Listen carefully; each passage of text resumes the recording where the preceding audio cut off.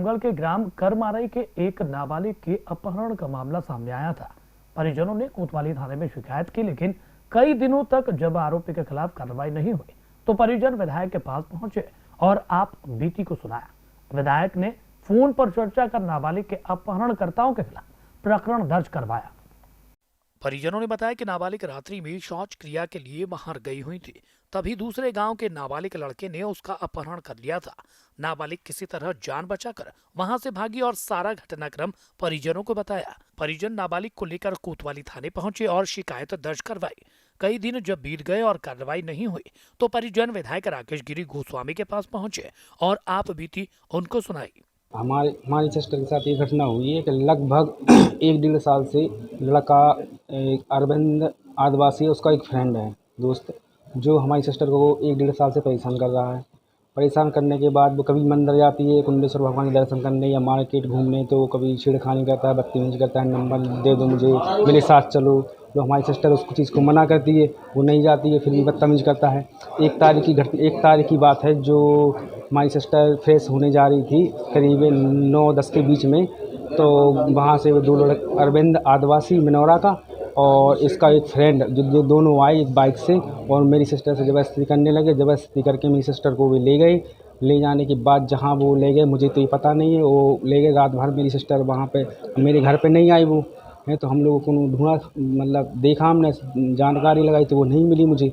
तो सुबह सिस्टर मेरी लगभग 4:30-5 बजे तक मेरी सिस्टर घर पे आ गई थी। इसके बाद मैं खिरिया चौकी गया, तो खिरिया चौकी में सुबह 6 बजे पहुंचा। 6 बजे से लेकर मैं 2 बजे तक खिरिया चौकी में मेरा सब परिवार सहित पूरा माँ बैठा हुआ था। वहाँ पे कोई FI दर्ज नहीं हुई, ना कुछ मेरी सुनवाई हुई है। इसके बाद खिरिया चौकी प्रभारी जी ने मुझे कोतवाली भेज दिया था कि आप कोतवाली जाइए, वहाँ आपकी FI दर्ज होगी। मेरा पूरा परिवार, मेरी सिस्टर, में कोतवाली आया। तो कोतवाली में मैं 6 बजे तक बैठा रहा। मेरा वहाँ पे कोई किसी ने सुनवाई नहीं की। तो इसके अलावा एक मतलब पुलिस वाला था, मुझे पता, मुझे 1 तारीख से आज 3 तारीख है। अरविंद नाम का लड़का, यानी कि 1 साल से आता था, यानी कि रास्ते में हम मंदिर जाते थे, कभी कभी कुंडेश्वर के मंदिर आते थे शॉपिंग करने के लिए, भगवान के दर्शन करने के लिए। तो वो तभी से देख रहा है, यानी कि छेड़खानी करता था मेरे साथ। कभी नंबर देता था कि तुम मुझे पसंद हो, मुझसे बात कर लिया करो। तो हम बिल्कुल भी नहीं सुनते थे, हमने घर वालों को किसी को बताया नहीं। फिर उसके बाद सर, फिर हम कल रात को हम लेटिंग करने के लिए गए थे, तो लेटिंग करने के लिए गए थे तो उसने ये बोला था, यानी कि तुम मेरे साथ चलो। हम कहे नहीं, हम नहीं जाएंगे। तो एक और लड़का था उसके साथ, अरविंद के साथ, वो दोनों हमें जैसे पकड़ के ले गए थे, यानी कि गाड़ी पे ले गए थे साथ प्लॉट पर। तो उसने प्लॉट पे जाकर मेरे साथ बदतमीजी की और उसने मारने की धमकी भी दी थी। हमने मना किया था कि नहीं, वो कह रहा था मुझे तुम्हारे साथ रेप करना है। हमने कहा नहीं, मुझे नहीं करना है। तो उसने जैसी धमकी दी मुझे ऐसे कहने के लिए, करने के लिए।